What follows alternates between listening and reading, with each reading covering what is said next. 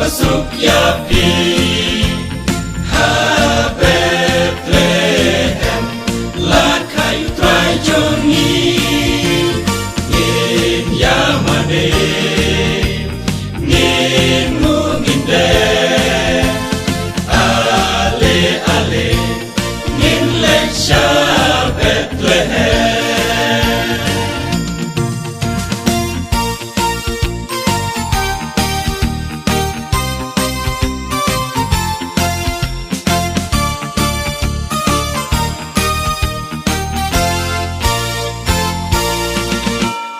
Ni ai ku đây Christmas bak men Yapi yu kun u đây yang hado nur jongi Christmas ka đây jing wan long riu utrai shaka putei uwan raka jingsha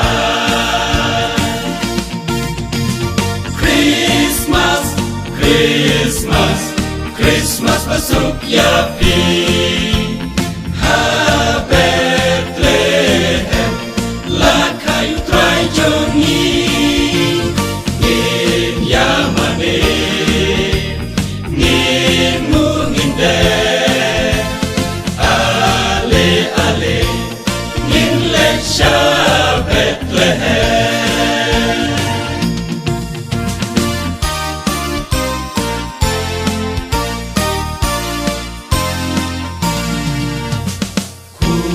For Christmas, kawan rajin kemen, syangi Gibril, gibala John laren, step kengap, wan jing kabat kesni, hap reng jing klok, ngiyok kabor banjong.